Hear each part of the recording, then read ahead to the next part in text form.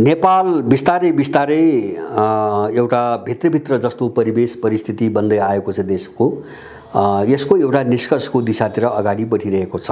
त्यो दुवै कोणबाट, एउटा कोणबाट नेपालको जुन सङ्कट हो, अब यसलाई कसरी समाधान गर्ने अथवा यो कुन रूपमा समाधान गर्ने अथवा छोटकरीमा भन्दा यसको समाधान हुनुपर्छ भन्ने खालको एउटा चाहिँ जुन भावना हो, धारणा हो, मनोविज्ञान हो, त्यो पनि त्यही रफ्तारले अगाडि बढिरहेको छ।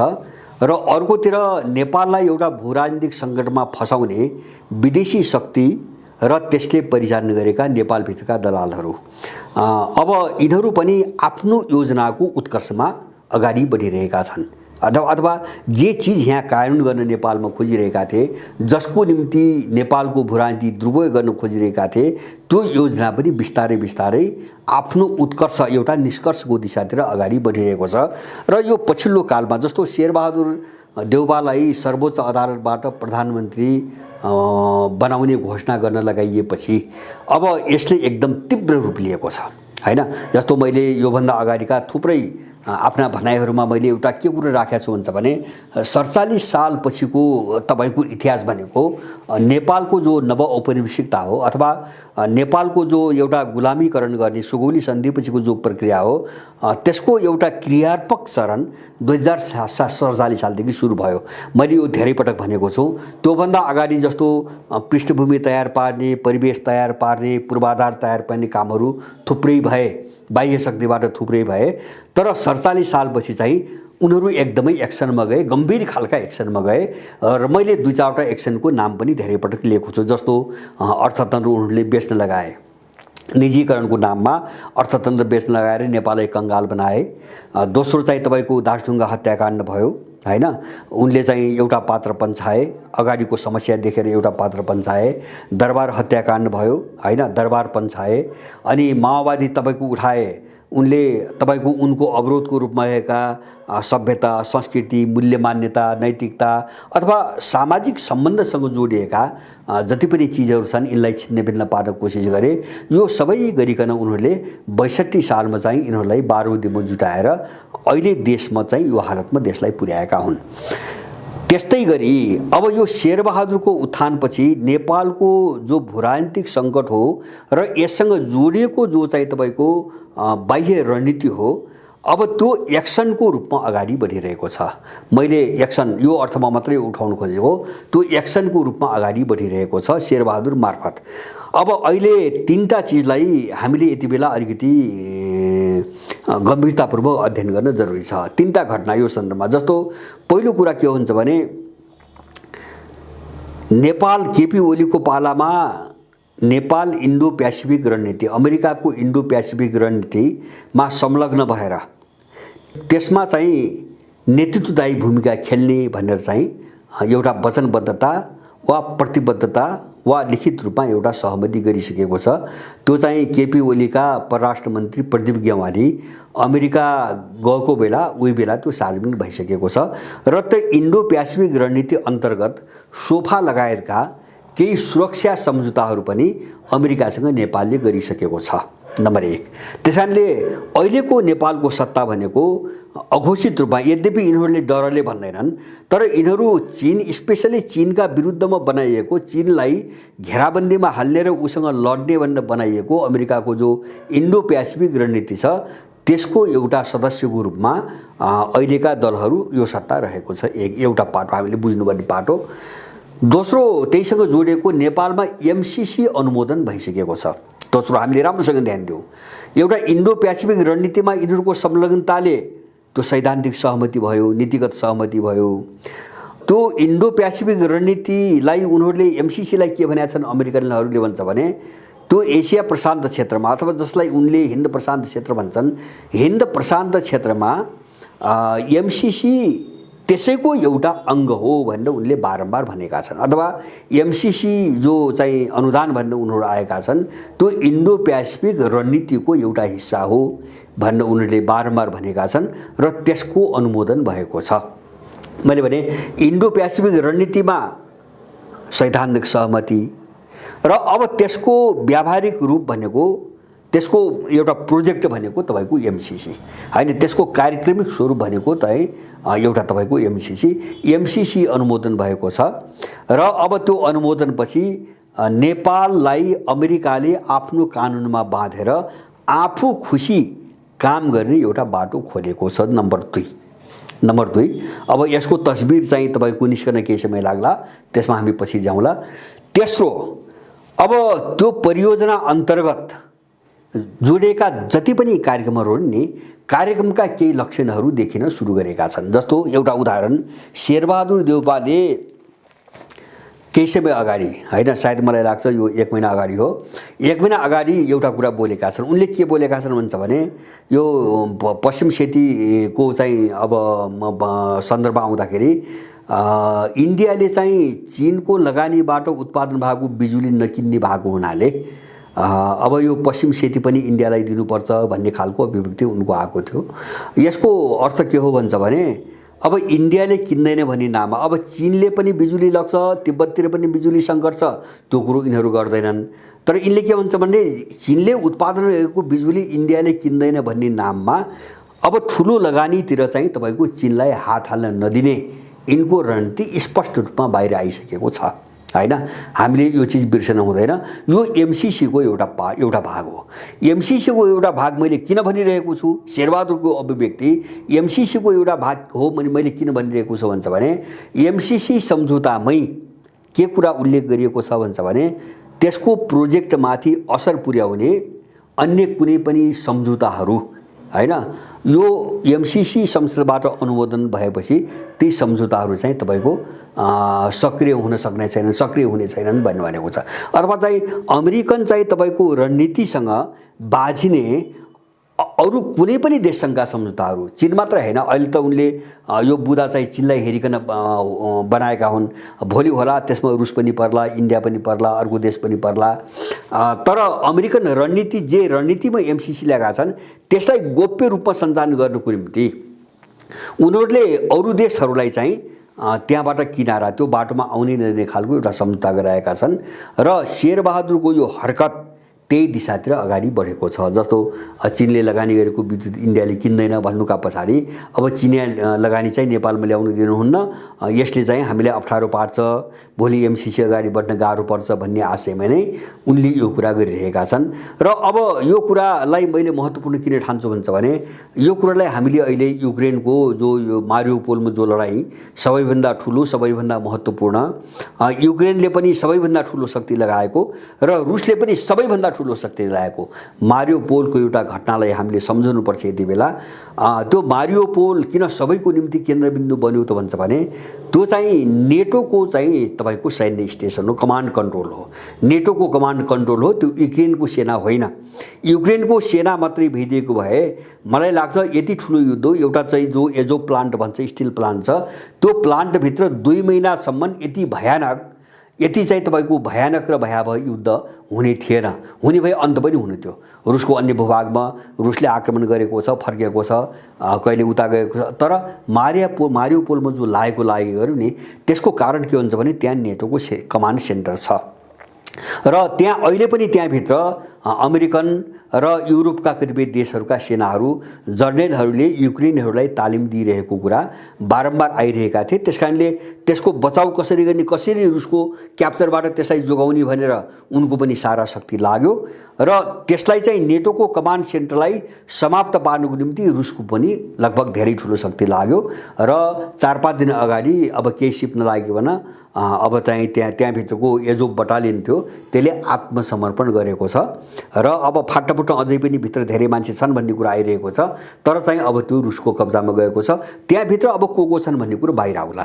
मैले यो कुरो किन जोड्न खोजेको भन्छ भने उनीहरूले त्यो मारिउपोललाई जसरी सुरक्षित रुसको चाहिँ तपाईँको कब्जाबाट बचाउनुको निम्ति जति शक्ति लगाए नि, एमसिसी त्यही हो। मैले यहाँ जोड्न खोजेको किन एमसिसीले जस्तो त्यहाँ तपाईँको बुँदा पढ्दै जानुभयो भने कतै के लाग्छ, नेपालले अमेरिकाको उत्पादन र रोजगारीमा प्रभाव पार्ने खालका कुनै पनि क्रियाकलाप गर्न पाउने छैन भनी लेखेको छ हैन, अथवा उनीहरूले निर्धारण गरेको क्षेत्रभित्र नेपालले कसैलाई रोजगारी पनि दिन नपाउने, कुनै प्रकारको उत्पादन गर्न पनि नपाउने, जो उनको रणनीतिसँग मिल्दैन, त्यो बुदा पनि छ। र अर्कोतिर चाहिँ उनको रणनीतिसँग चाहिँ बाँचिने खालका अन्य सम्झौताहरू चाहिँ तपाईको निष्क्रिय हुन्छन् भनेर अरू देशहरूलाई पनि बन्देज लगाएको छ। यसबाट के बुझाउँछ भन्छ भने उले एजोब स्टिल जस्तै जो स्टिल प्लान्ट छ, त्यो स्टिल प्लान्ट जस्तै नेपाललाई एउटा उनको कमान्ड सेन्टरमा परिणत गर्न खोजिरहेका छन्, जहाँ अरू कसैको आँखा नपरोस् हैन, अथवा जसलाई अरू कसैले देख्न नसकोस्, त्यस्तो खालको एउटा सेक्रेट र गोप्य ठाउँको रूपमा परिणत गरेर उहाँ उनीहरूले आफ्नो चाहिँ तपाईको मिसन अगाडि बढाउन खोजिरहेका छन्। अब यो दिशातिर तपाईको शेरबहादुरको सरकार हिँडिसकेको छ र त्यसकै पछिल्लो अहिलेको कडी के हो भन्छ भने अमेरिकी उपविदेश मन्त्री अहिले चाहिँ नेपालमा छन् हैन। उनीहरूले जस्तो नेपालले एक चीन नीति चाहिँ मान्छौँ भनेको छ, अहिलेसम्म चाहिँ राज्य स्तरको धारणा त्यही हो, तर चाहिँ बडो नाङ्गो, एकदमै नाङ्गो हिसाबले तपाईको अमेरिकन मन्त्री आएर चाहिँ तिब्बतीहरूसँग भेटिन्। पहिले दलाई लामालाई इन्डियामा भेटेर आएर अहिले चाहिँ तपाईको नेपालमा तिब्बती शरणार्थीलाई भेटिन्। अब इन्डियामा निर्वाचित दलाई लामाको निर्वाचित सरकारका प्रमुखलाई पनि भेटिन्, दलाई लामालाई पनि भेटिन्, यहाँ आएर तिब्बतीलाई भेटिन् र उनीहरूको फेरि अर्को चरण बैठक हुँदैछ। यति गरेर पनि यहाँको परराष्ट्र मन्त्रालयले के भन्छ, के प्रतिक्रिया आयो मिडियामा भन्छ भने यिनीहरूलाई केही पनि थाहा छैन रे हैन। अमेरिकन चाहिँ उपविदेश मन्त्री आएर तिब्बतीहरूलाई भेटेको र बैठक गरेको कुरा परराष्ट्र मन्त्रालयको जानकारीमा छैन, हामीले त्यस्तो कुरा थाहा पाएका छैनौँ भनेर चाहिँ परराष्ट्र मन्त्रालयको चाहिँ मान्छेहरूको प्रतिक्रिया बाहिर आएको छ। अब यसबाट हामीले बुझ्ने कुरा के हो भन्छ भने शेरबहादुरको सरकार शेरबहादुर होइन, महाराजगञ्जको अमेरिकन दूतावासले चलाइरहेको छ।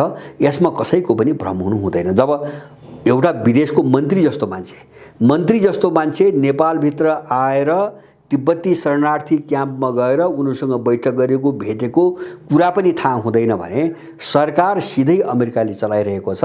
शेरबहादुर बुख्याचा मात्रै हो।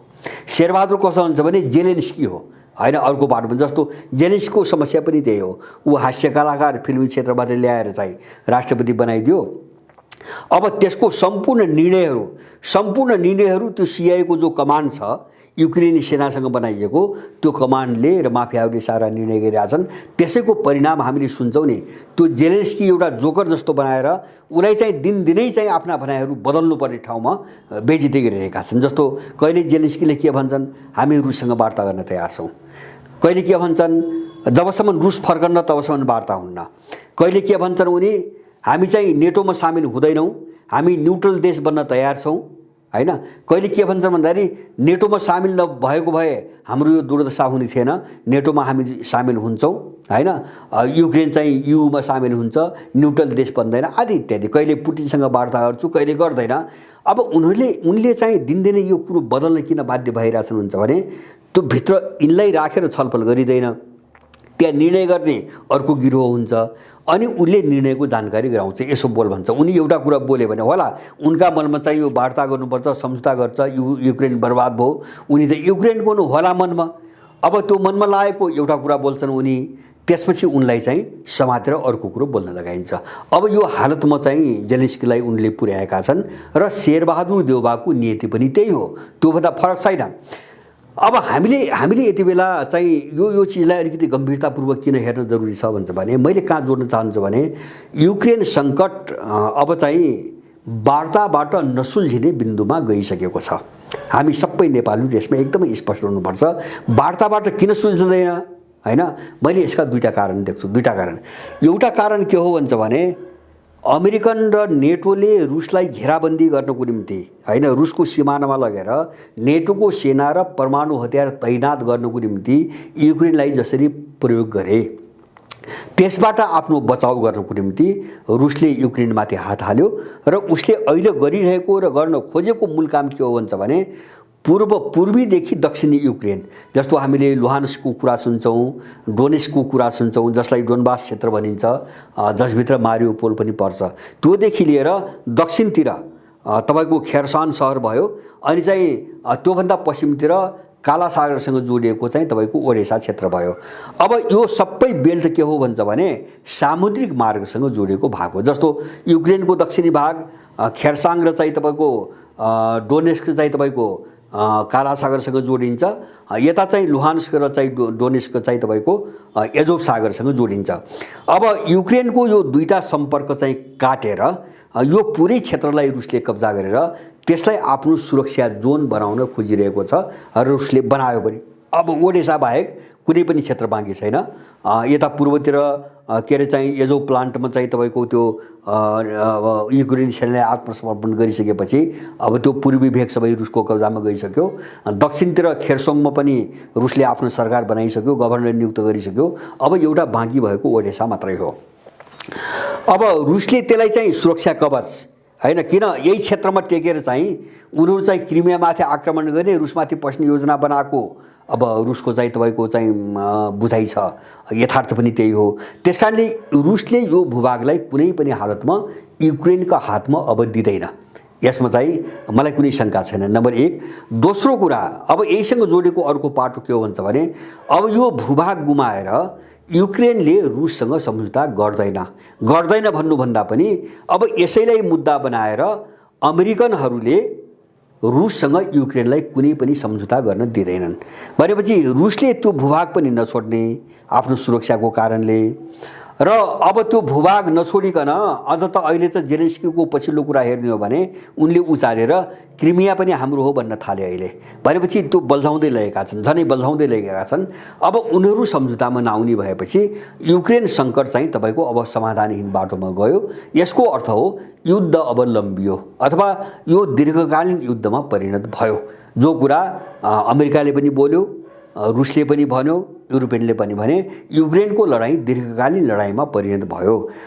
अब सुन्नुहोस्, यही महत्त्वपूर्ण हो। अब नेपाल जोखिममा कहाँ छ भन्छ भने अब यो दीर्घकालीन तपाईँको युद्धमा परिणत भयो भनेपछि अब यो युद्ध लामिन्छ। त्यस कारणले अब संसारका अन्य क्षेत्रहरूमा जहाँ कमजोर कडीहरू, जुन भूराजनीतिमा कमजोर कडीहरू छन्, अब त्यहाँ युद्ध भट्किन्छ। अब कोसिस यहाँ हुन्छ, किन जस्तो फैलाउनु पर्यो भनेको के त भन्दाखेरि जस्तो तपाईँको अब रुसलाई मद्दत गरिरहेको छ चीनले हैन, पश्चिमाहरूको आरोप, चीनले पैसामा मद्दत गरिरहेको छ, हतियारमा मद्दत गरिरहेको छ, अथवा चाहिँ जस्तो व्यापार यताउतिमा मद्दत गरिरहेको छ। त्यसकारणले उनको रणनीति कहाँ छ भन्छ भने अब चीनलाई कसरी फसाउने, अल्मल्याउने भन्नेमा उनीहरू लागेका छन्। जसले गर्दाखेरि रुसलाई गरिरहेको सहयोग अथवा सबै क्षेत्रमा गरिरहेको सहयोग र अथवा जो बढ्दो सम्बन्ध छ त्यो कटेर तपाईँको रुस पनि अलिकति कमजोर हुने हैन, चिनिया सहयोग कटौती हुन थाल्यो भने रुस पनि अलिकति कमजोर हुने र चीन पनि आफ्नो वरिपरि चाहिँ इन्गेज हुने, फस्ने र चीन पनि कमजोर हुने, यो चाहिँ बाटो उनीहरूले खोजिरहेका छन्। र अब त्यो उनले तयारी गरिरहेको दुईटा पोइन्ट हो। अब हामीले सरसर्ती देखेको दुईटा पोइन्ट हो।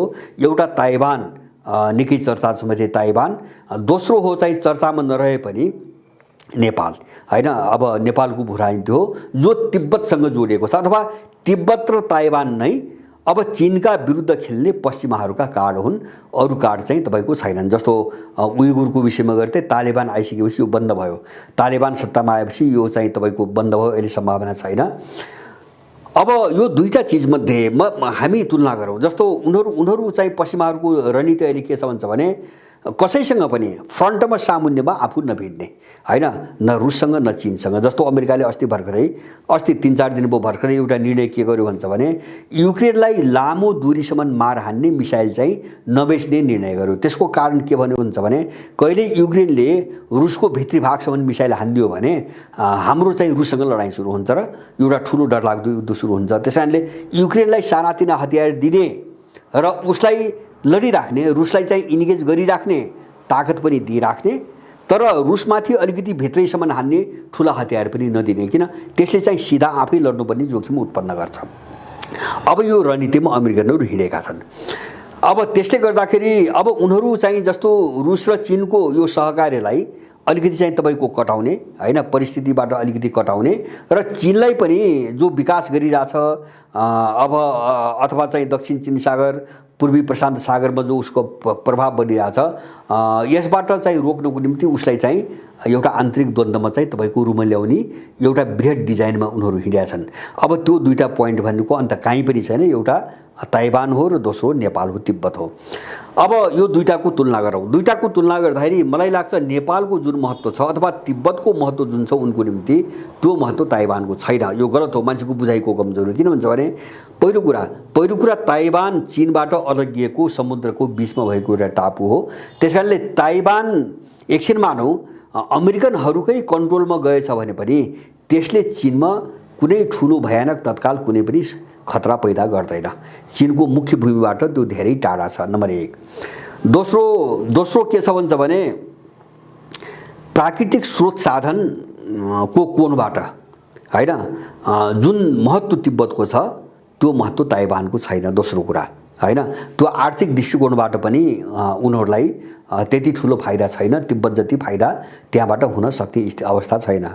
तेस्रो कुरा के भने ताइवान र चीनका जो मान्छेहरू हुन् यिनीहरू एउटै मान्छे हुन्। जस्तो जाति नस्ल तपाईँ जे भन्नुहोस्, कल्चर संस्कृति संस्कारदेखि लिएर नालनाता परिवार सबै उत्तर र दक्षिण कोरिया जस्तो हो ताइवान र चीनको चाहिँ तपाईँको सम्बन्ध।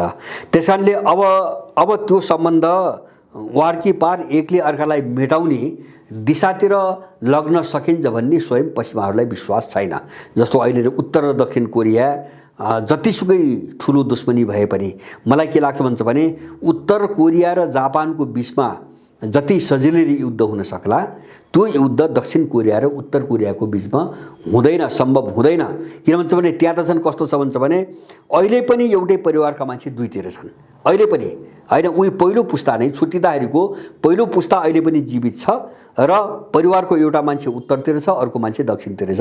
त्यसकारणले त्यो साइकोलोजीले युद्धमा अवरोध पार्छ भोलि हैन। एकले अर्कोलाई विनाशै गर्ने हिसाबले युद्ध अगाडि बढ्न सम्भव हुँदैन। मान्छेको मनोविज्ञानले धेरै काम गर्छ भोलि। अब यो सबै चिज उनले हेरिरहेका छन्। त्यसकारणले गर्दाखेरि उनीहरूले अब चाहिँ युक्रेन बनाउने नेपाललाई हो। किन भन्छ भने अब नेपाल र तिब्बतका मान्छेहरूको बिचमा पनि केही लेनदेन छैन हैन। उत्तरतिरको भागमा केही कल्चर मिल्छ, केही चाहिँ तपाईँको जातीयता मिल्छ, त्यो कुरा थोरै मात्रामा। अब तपाईँको भूगोल पनि मिल्दैन, संस्कृति पनि मिल्दैन, अब देश पनि मिल्दैन। अब त्यसकारणले गर्दाखेरि अब नेपालको भूराजनीतिलाई प्रयोग गरेर अथवा नेपाललाई बर्बाद पारेर तिब्बत विभाजनको निम्ति स्वतन्त्र तिब्बतको निम्ति जो लडाईँ अगाडि बढाउन सकिन्छ र जसबाट ठुलो फाइदा हुन्छ हैन, फाइदा हुन्छ, उनले त्यही छानिरहेका छन्। र यो पछिल्लो मैले तीनटा कुरा देखाएँ। नेपाल इन्डो पेसिफिक रणनीतिमा सामेल हुनु, त्यसकै एउटा चाहिँ अङ्गको रूपमा एमसिसी को अनुमोदन हुनु र चाहिँ तपाईँको शेरबहादुरले अब चिनिया लगानी चाहिँ बिस्तारै अब रोक्ने खालको मनसायमा चाहिँ तपाईँको कुरा अगाडि बढाउनु र चाहिँ अहिले अमेरिकन उपविदेश मन्त्री नेपाल आएर खुलेआम तपाईँको तिब्बती शरणार्थीसँग बैठक गर्नु र चीन विरुद्ध वक्तव्य दिनु।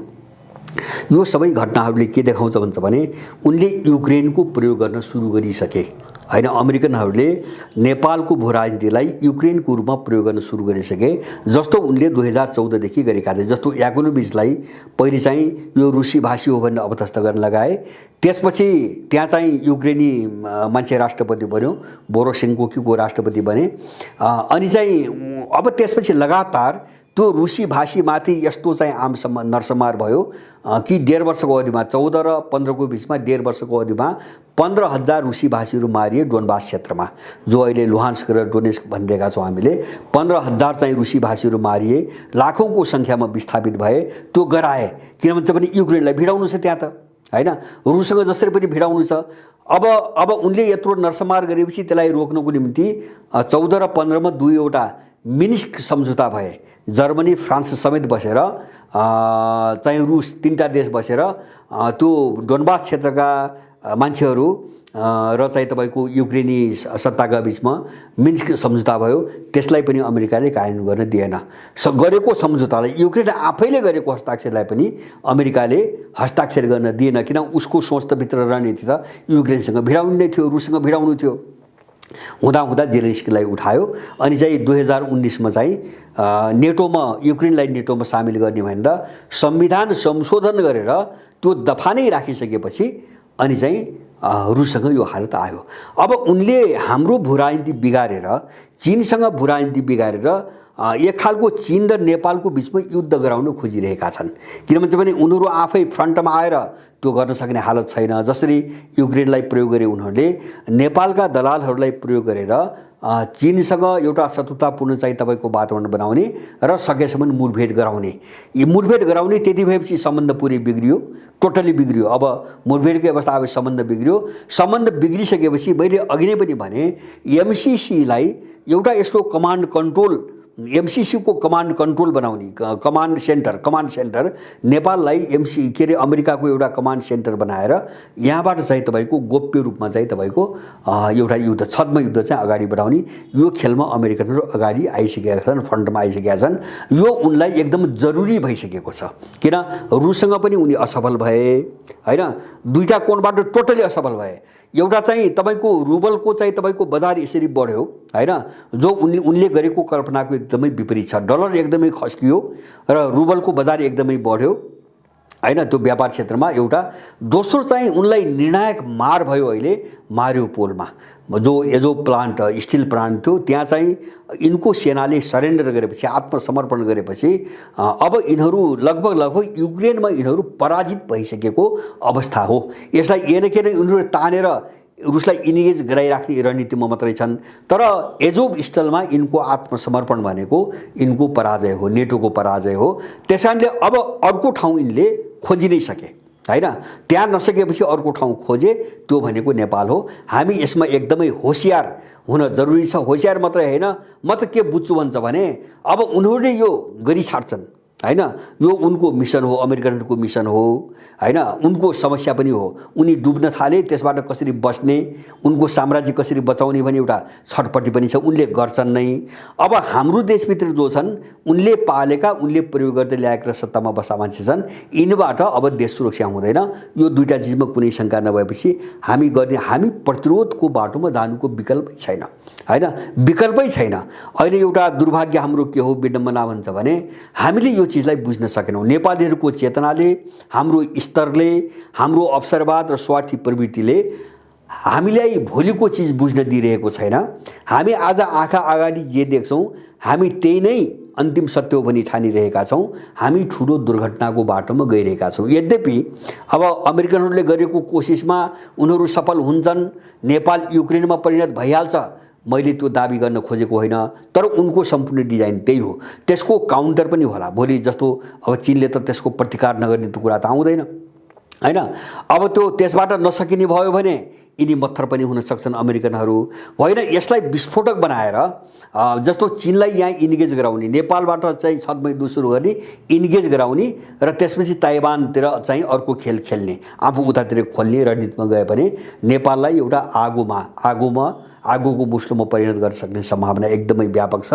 त्यो साह्रै नाङ्गो ढङ्गले अहिले चाहिँ शेरबहादुरको शासनकालदेखि एकदमै नाङ्गो भएर गइरहेको छ। यसप्रति हामी सबै सचेत बनौँ र प्रतिरोध कसरी गर्ने, यसलाई कसरी रोक्ने भन्ने दिशामा पनि हामी अलिकति सोचौँ भन्ने चाहिँ मेरो सबैसँग आग्रह छ।